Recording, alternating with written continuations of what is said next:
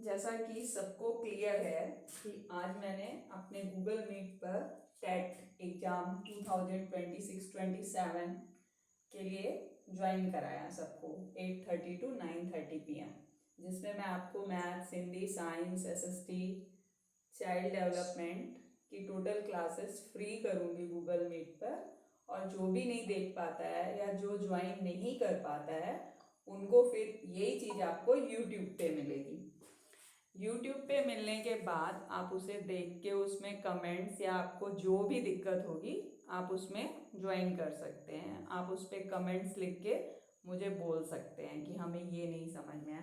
तो आज सबसे पहले हम मैथ्स स्टार्ट करेंगे। क्या स्टार्ट करेंगे? मैथ्स। मैथ्स में सबसे पहले टॉपिक यानी सबसे पहला संख्या पद्धति पढ़ेंगे। संख्याएं क्या होती हैं, संख्याओं के साथ कैसे खेला जाता है। कुछ अलग चीज नहीं होती कि अपन सोचें कि वो अलग है या कुछ ऐसी चीजें हैं, नहीं, वही जो चीजें हमने बचपन से पढ़ी हैं। और मुझे नहीं लगता कि टेट एग्जाम पास करना टफ है, बहुत इजी है, सिर्फ हमें हमारी प्रैक्टिस होनी चाहिए। हम सबसे पहले तो नंबर तो जानते ही हैं, संख्याएं 1, 2, 3, 4 ये पूरी इनफाइनाइट यानी अनंत तक चलती हैं। अब इन संख्याओं में ही हमें बहुत सारी चीजें ऐसी मिलती हैं जिनको हम समझ नहीं पाते एज जब उसमें क्वेश्चन आता है। अब जैसे इन्हीं संख्याओं में हम पूछ लेते हैं कि इसमें एक क्या है, नेचुरल नंबर क्या है, यानी प्राकृत संख्या क्या है। प्राकृत संख्या कहाँ से स्टार्ट होती है, कहाँ तक जाती है, तो ये 1 से स्टार्ट होकर के पूरी अनंत तक जाती है। इसी तरह पूर्ण संख्याएं होती हैं, तो पूर्ण संख्या में स्टार्टिंग क्या होता है आपका, 0 से होता है, 0 से लेकर अनंत तक। तो इसी में कहीं कभी कभी स्टेटमेंट वाले क्वेश्चन, एसरेशन रीजन वाले क्वेश्चन जैसे आते हैं कि क्या एक प्राकृत संख्या, क्या सभी प्राकृत संख्याएं पूर्ण संख्याएं हो सकती हैं?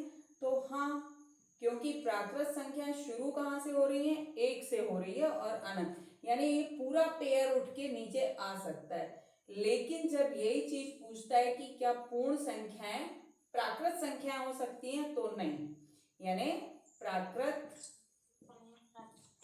पूर्ण हो सकती है, पूर्ण होती है, परंतु पूर्ण प्राकृत नहीं होती। संख्याएं नहीं होती, ठीक है, नहीं होती, ये होता है। पहली चीज तो हमने ये समझी पूर्ण और प्राकृत क्या होता है। अब इसमें एक नेक्स्ट स्टेटमेंट आता है अपना कि इसमें भाज्य क्या है और अभाज्य क्या है, सम क्या है और विषम क्या है। क्योंकि यही चीजें जब हम उसमें साथ में चलेंगे,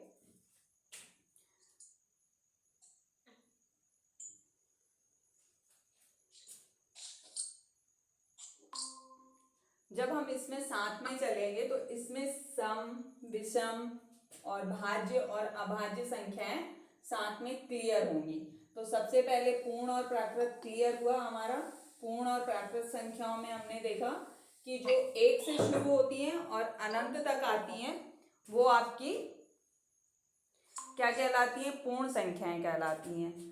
बाकी प्राकृत संख्याओं में हमने देखा कि जो 1 से स्टार्ट होकर अनंत हुई, पूर्ण में हमारी 0 से लेकर के अनंत तक हुई। कहने का मतलब कभी भी प्राकृत संख्याओं का पूरा बंच उठा करके हम पूर्ण में लिख सकते हैं। अब आता है सम संख्याएं और विषम संख्याएं क्या होती हैं। सम और विषम, सम में होता है 2, 4, 6, यानी कहने का मतलब जो 2 से कट जाए, 2 से विभाजित हो जाए। अब 2 से विभाजिता का नियम हमें जब पता होगा तब हम कह सकते हैं कि 2 से कौन सी विभाजित होती है, विषम, जो 2 से विभाजित नहीं होती हैं। तो सबसे पहले आज मैं आपको टोटली रूल भी समझाऊंगी कि सम और विषम को हम कैसे क्लियर करते हैं और किस संख्या को किससे विभाजित किया जा सकता है। कौन सी संख्याएं कब किससे विभाजित होती हैं। तो सबसे पहले 2 की विभाज्यता का नियम होता है जिनके इकाई के स्थान पर, यूनिट प्लेस, इकाई का स्थान जब हम राइट टू लेफ्ट चलते हैं, यानी दाएं हाथ से बाएं हाथ की तरफ किसी संख्या को काउंट करते हैं, जैसे हमने लिखा 2160, तो ये हमारा इकाई का अंक होता है। इकाई के अंक से शुरू करते हैं, तो जब इकाई के अंक पर 0, 2, 4, 6, 8 ये संख्याएं आ जाएं तो वो 2 से विभाजित हो जाए। हम देख के ही क्लियर कह सकते हैं कि ये संख्या 2 से विभाजित, जैसे मैंने लिख दिया 277983 और 277984। अब आप लोग बच्चे तो नहीं रहे मेरे सामने और ना ही मैं आपके सामने बहुत बड़ी हूं, सो प्लीज इस बात को माइंड मत करिएगा। मेरे कहने का मतलब काफी लोग इसको कहते क्या है कि ये संख्या 2 से विभाजित करने के लिए काफी लोग इसको डिवाइड करना शुरू करते हैं। डिवाइड यानी भाग करके देखते हैं कि ये 2 से कटती है कि नहीं। पर कुछ स्मार्ट तरीका हमारा ये होता है कि जब हमें विभाजिता के नियम याद होते हैं तो हम डायरेक्ट बोल देते हैं कि ये 2 से विभाजित हो जाती है।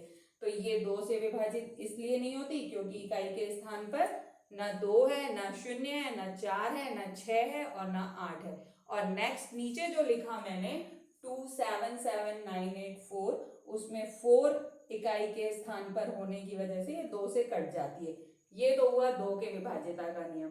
मैं पूरे रिकॉल करवा देती हूँ नियम, क्योंकि सभी को एवरेज नियम पता होंगे तभी हम as a number, playing number, संख्याओं के साथ खेलना एक टॉपिक है, उसी को कर पाएंगे और जिससे रिलेटेड टेट में मैंने काफी क्वेश्चन देखे हैं। और जैसे 3 की विभाज्यता का नियम होता है, जब कोई संख्या दी हो, जैसे 3, 1, 9 एंड 1 ये दी हुई है 3119, तो हम इनमें दिए हुए अंकों को जोड़ेंगे। क्या करेंगे? जोड़ेंगे। ये इसका रूल होता है। दी गई संख्या में प्राप्त अंकों को जोड़ने पर जो संख्या हमें मिलती है, तो 10, 10 1 11, 11 और 3 14, तो 14 कहीं पर भी 3 के पहाड़े में नहीं आती। और हम इसको भाई 2 नंबर में हम ध्यान नहीं करते, हम इसको फिर से जोड़ के देखें तो क्या आ जाएगा? 5 आ जाएगा। और 5 तो 3 के पहाड़े में आता नहीं है 3 की टेबल्स में, इसलिए हम इसको क्या कह देते हैं कि ये 3 से विभाजित नहीं होती। अब जैसे मैंने लिखा 3006, इसको 3 से विभाजित होती है कि नहीं? डायरेक्ट है, हमने 3 के साथ 0 0 जोड़ा, 3 3 + 6 9, तो ये 9 आया, यानी देख के ही हमने बता दिया कि ये 9 से विभाजित हो जाती है, 3 से विभाजित हो जाती है जब इसके अंकों को जोड़ने पर 9 आता है। तो ये हो गया 3 के विभाज्यता का नियम। 4 की विभाज्यता का नियम क्या होता है? जब कोई भी संख्या दी हो आपके पास 18924, मान लिया 18924 संख्या दी हुई है, तो हमें इसको क्या करना है? ऐड करना है। ऐड करने पर हमें इसको क्या करना है? लास्ट में सिर्फ इस संख्या का इकाई का अंक और ये दहाई का अंक, यानी unit place and tens place की वैल्यू जब देखते हैं, उनसे बनी संख्या 24 यदि ये 4 से विभाजित हो जाती है तो ये पूरी 4 से विभाजित हो जाएगी। यानी जब कभी भी किसी संख्या के अंत में इकाई और दहाई से बना हुआ अंक क्या होता है, जो आता है, संख्या आती है 24 आई जैसे इसमें, तो हमारा उसमें क्या हो जाता है? विभाजित हो जाता है।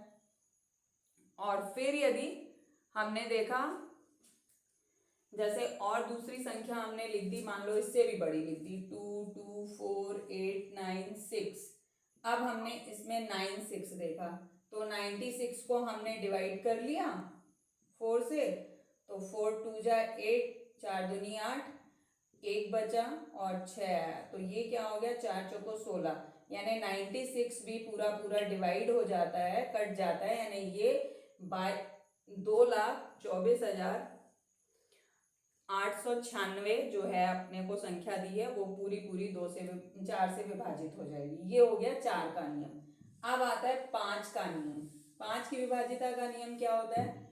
इकाई के अंक पे, यानी 1 3 4 8 0 और 1 3 6 9 5 4 एंड 5, इकाई के अंक पे 0 या 5 आता है, बहुत सबसे इजी रूल, वो संख्या किससे कट जाती है? 5 से कट जाती है। ठीक है, फिर इसके बाद जब हम इसका नेक्स्ट देखते हैं 6 से, 6 का नंबर तो और इजी है, वह संख्या जो 2 और 3 दोनों से कट जाती है। किससे? 2 और 3 से। जैसे हमने लिख दिया 108, इकाई के अंक पे 2 है 8 है, तो ये 2 से विभाजित हो जाएगी। तीनों अंकों को जोड़ने पर 9 आ रहा है, ये 3 से कट जाएगी, यानी 108 जो है ये 6 से विभाजित हो जाएगी। जैसे हमने लिख दिया 1, क्या ये 6 से विभाजित होती है? तो डायरेक्ट देखा हमने, इकाई के अंक पे 2 4 6 8 है ही नहीं, तो ये 2 से जब विभाजित हो ही नहीं रही तो ये 6 से भी विभाजित नहीं होगी। ये हो गया 6 का नियम। अब आता है 7 का, है ना। 7 का नियम होता है जब हम किसी संख्या, जैसे हमारे पास दी हुई है, मान लीजिए 343, संख्या के इकाई के अंक को, किसको? संख्या के इकाई के अंक को जब हम दुगना करते हैं, यानी 3 का डबल 6, और इस 6 को पूरी संख्या में बचे अंकों पर माइनस कर दिया जाए, क्या कर दिया जाए? माइनस कर दिया जाए, तो कितना आएगा? 14 में से 6 गए तो आपका बच गया 8 और ये 2, तो ये हुआ 28। 28 पूरी 7 से कट जाती है, तो ये कहलाता है हमारा 7 का नियम। 7 का नियम बच्चों को काफी टफ और इरिटेट लगता है, बट मुझे सबसे इजी लगता है। लास्ट अंक को आप डबल करिए, उसको माइनस करिए, और उस अंक, और यदि बड़ा अंक दिया हो, मान लीजिए आपको लग रहा हो कि 343 तो बहुत शॉर्ट नंबर है, यदि हम किसी बड़े अंक को लेकर के काम करें, मान लीजिए 882, चलिए ये लिख दिया हमने, क्या ये 7 से विभाजित होता है? तो सबसे पहले हमने 2 को डबल किया तो 88, और 2 को डबल किया, जो अंक बचे उससे माइनस किया, क्या आया आपके पास? 84 आया। ये 84 7 से कट जाता है, 7 से काटिए तो 7 बन जा 7, और ये कैंसिल हुआ, 1 आया और 4, 7 2 जा 14, तो ये 7 से विभाजिता का नियम हो जाता है कि इकाई के अंक को हम दुगना कर लें, और दुगना करने के बाद उसको हम क्या करें, जो शेष अंक 2 बचे हैं उसमें से माइनस करके जो नंबर आता है उसमें से 7 का डिवाइड करते हैं, तो ये कहलाता है हमारा 7 के विभाजिता का नियम। अब आता है 8 के विभाजिता का नियम। तो 8 की विभाजिता का नियम क्या कहलाता है? जैसे 4 का नियम होता है, 4 का नियम हमने अभी क्या पढ़ा था, जैसे 10924, इकाई और दहाई से बनी अंकों से बनी संख्या जो होती है वो क्या कहलाती है आपकी?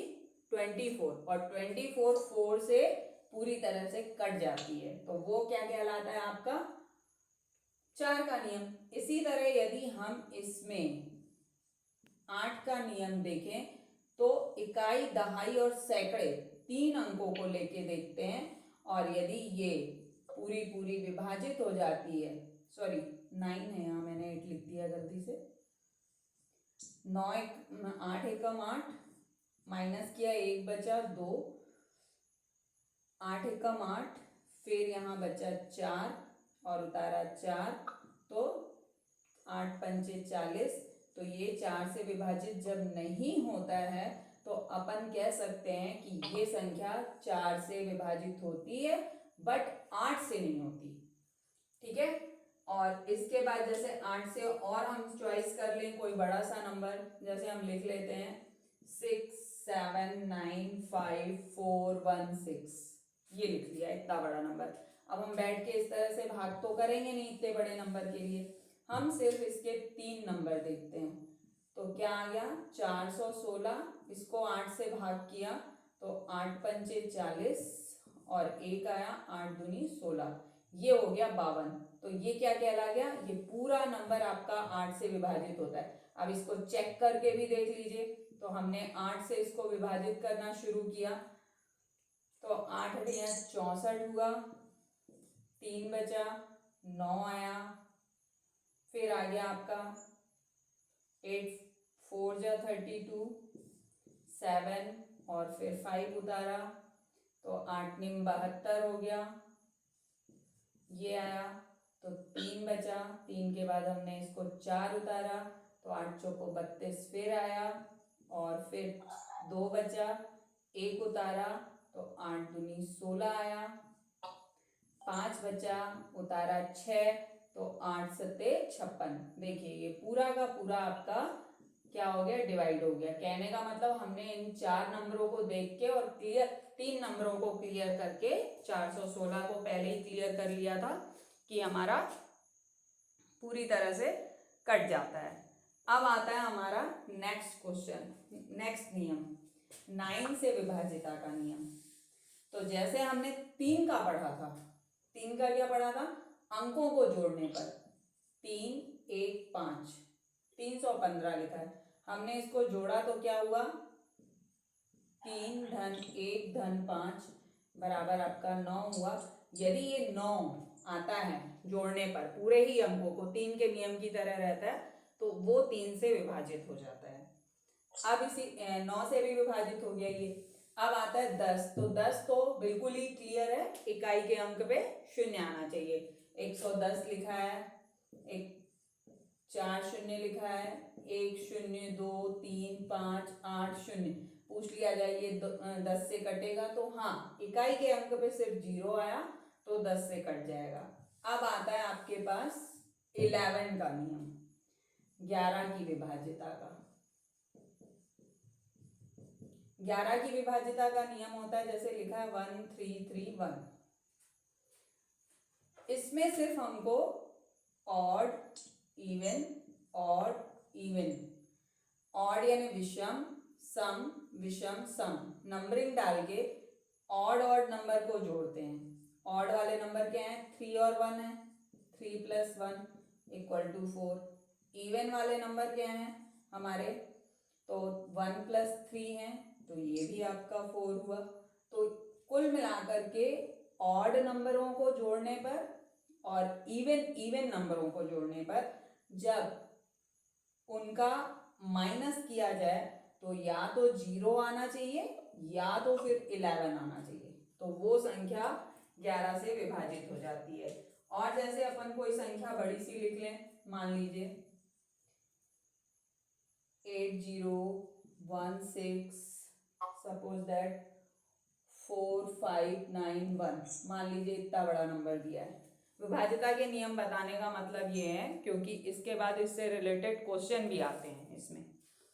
इसी में आपको 20 से कोई एक अंक हटा देगा, जैसे मैंने लिखा है 801 645 01, ओ सॉरी 91, उसमें आपको 9 हटा देगा और बोलेगा कि इसमें 11 से विभाजित होने के बाद उस जगह पर क्या संख्या देखें। तो जब हमसे नियम बनेगा तभी हम कर पाएंगे। तो यहाँ पर आपका आया ये ऑड, ये इवन, ये ऑड, ये इवन, ये ऑड, ये इवन, ये ऑड और ये इवन। हमने उसको नंबरिंग दे दी, हमने ऑड ऑड वाले को कैरी किया, ठीक है। क्या क्या आया, 1 प्लस 5 प्लस 6 और प्लस 0, कुल मिलाकर ये क्या आ गया, 12। फिर इसके बाद इवन वाले नंबर क्या है, 8 1 4 और 9। अब इनको जोड़ेंगे तो कितना आ गया, 8 4 12 और 10 22। ये अब इनको घटाइए, घटाने पर क्या आया, 12 और 22 को घटाने पर 10 आता है, 22 में से यदि हम 12 घट, तो ये 11 से विभाजित नहीं होगा। ऑड नंबर को हमने माइनस किया प्लस करके, फिर इवन नंबर को प्लस किया और उसमें से माइनस किया, तो वो कहलाता है आपका 11 का नियम। ये हो गया आपके पूरे नंबरिंग। अब इसके बाद आपका काम होता है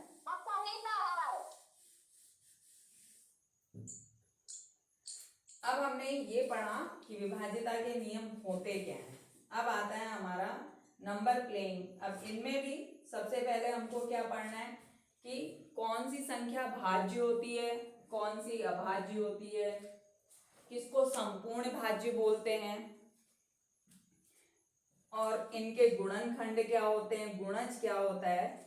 मान लिया जैसे हमने लिखा 2, 2 के गुणनखंड क्या है, हमको 2 के गुणनखंड लिखने हैं। तो 2 गुणे 1, तो यहां पर एक आप देखिए सब में रहता है, 3 इंटू 1 में भी 3 आने वाला है। जैसे 11 था तो 11 इंटू 1 तो 11 आएगा। जैसे 6 लिखा तो 6 के भी गुणनखंड 3 गुणे 2 गुणे 1। ये एक क्या हुआ, सब में ही कॉमन आया हमारे पास।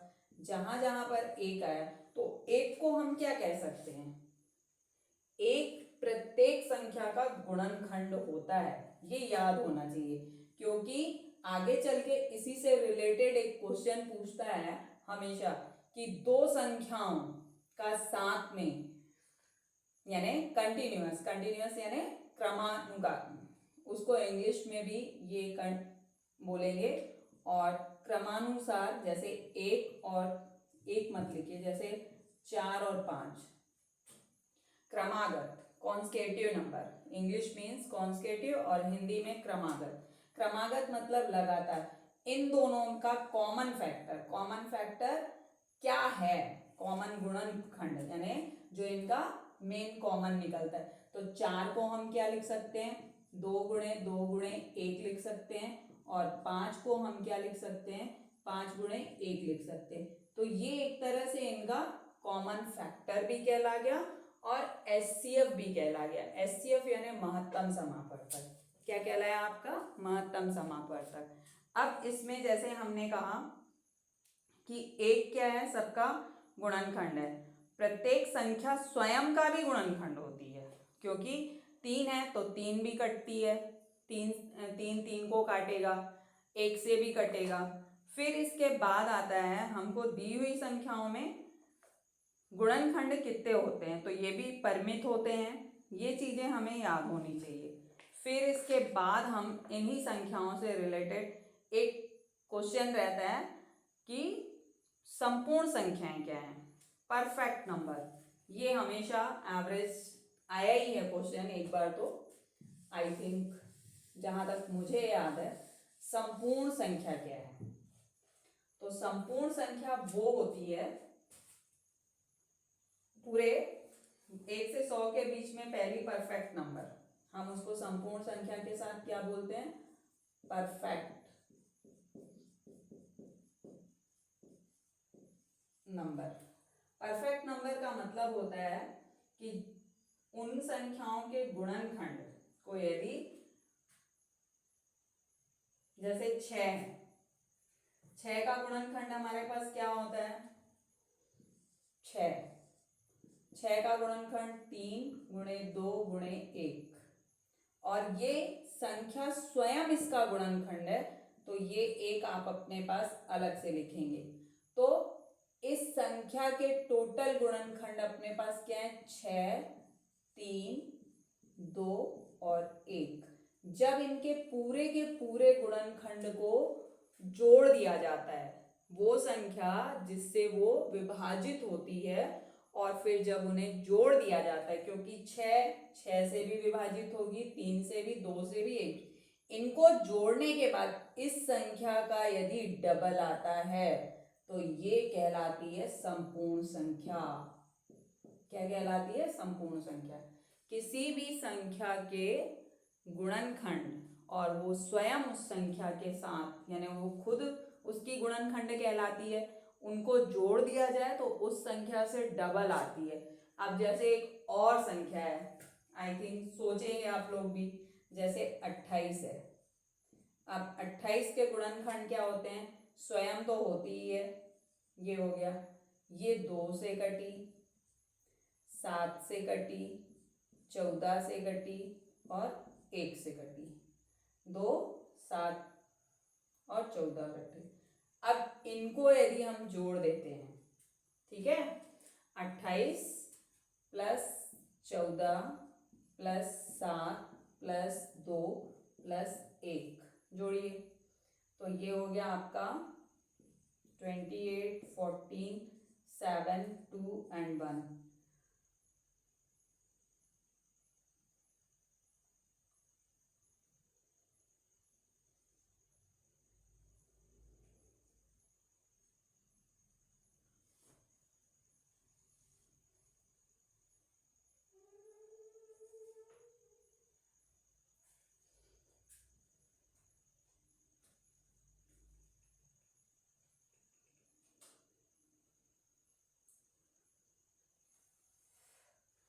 अच्छा, एक गुणनखंड और भी होता है ना 28 का, 7 चौको 28, सॉरी यहाँ 4 भी लिखेंगे, और इसके बाद जब इसको जोड़ेंगे तो देखिए अब आया ये 6 और ये 2 और 3 5, 56, तो ये 28 का डबल हो गया 56। तो ये क्या कहलाया, सॉरी 56, ये क्या कहलाया, संपूर्ण संख्या। तो संपूर्ण संख्या की परिभाषाएं क्या हो जाएंगी, वह संख्या जिसके गुणनखंड के साथ स्वयं को जोड़ दिया जाए तो वो क्या कहला जाती है, पूरी तरह से संपूर्ण संख्या। ये हो गई संपूर्ण संख्या की परिभाषाएं। अभी एक क्या है, एक ना तो भाज्य है और ना ही अभाज्य है, इसको किसी में काउंट नहीं किया जाता। इसी से रिलेटेड चलिए क्वेश्चन लिखते हैं कि जब हमने जान लिया कि एक ना तो भाज्य है और ना ही अभाज्य, ये ध्यान रखिए, नहीं तो इनको, इस संख्या को लोग अभाज्य भी कह देते हैं। तो इससे रिलेटेड यदि एक क्वेश्चन दिया हो कि सबसे छोटी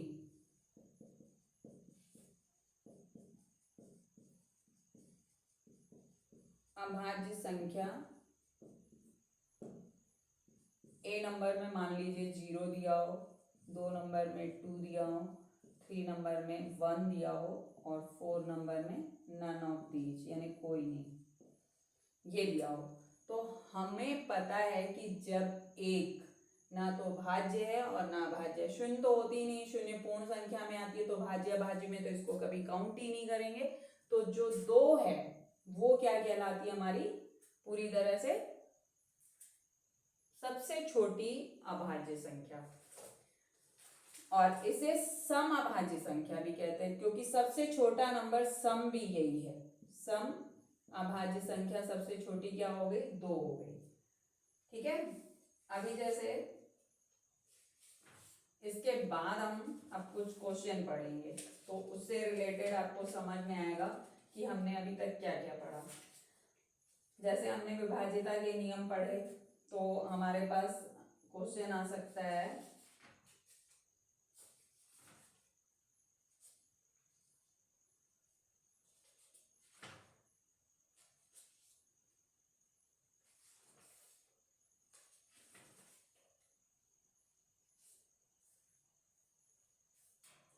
अच्छा, इनके बीच में अभी एक चीज हमने स्टार्टिंग में बताना ही भूल गए कि स्थानीय मान और जातीय मान क्या कहलाता है। ये क्वेश्चन भी आता है, स्थानीय मान और जातीय मान। जैसे हमारे पास लिखा हुआ है 869473 और इसमें बोल दिया गया कि इसमें 9 के जातीय व स्थानीय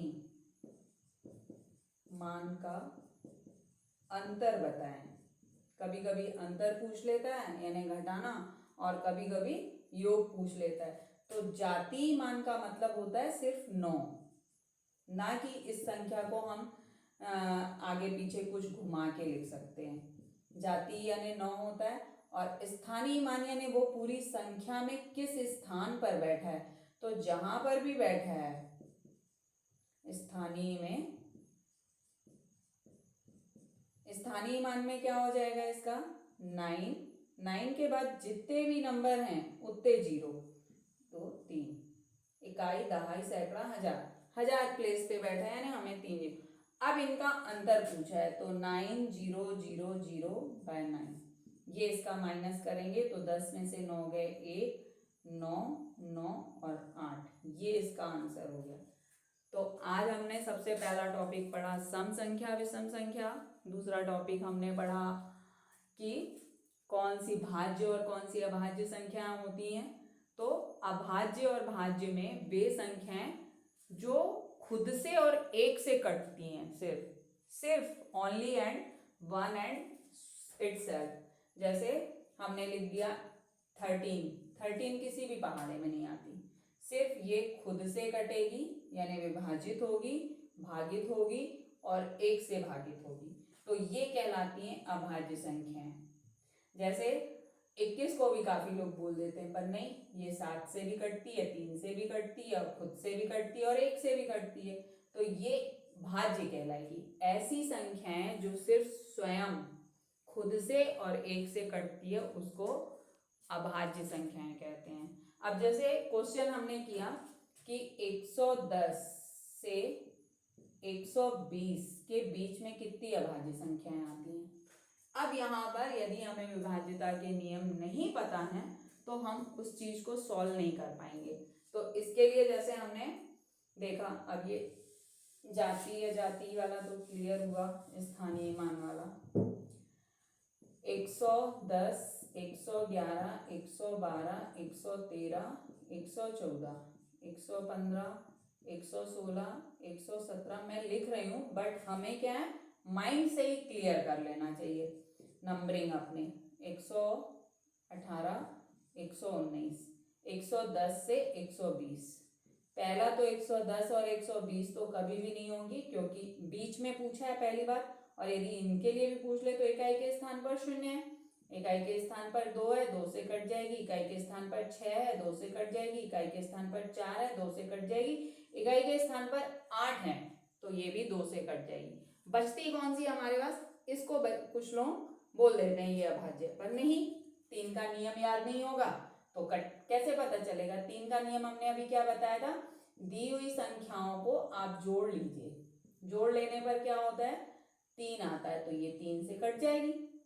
फिर 1 1 3, इसमें अपन लोग यदि 3 का नियम लगाते हैं तो क्या होता है क्या ऐसा, नहीं, क्योंकि जोड़ने के बाद क्या आ रहा 5, तो पहले हम इसको क्लियर के ना, क्योंकि 4 से भी 4 का नियम क्या होता है, इकाई और दहाई के अंक को हमने ले लिया तो वो 13 बना रहा, 13 4 से विभाजित नहीं होता, 5 से तो होगा ही नहीं जब 05 नहीं है।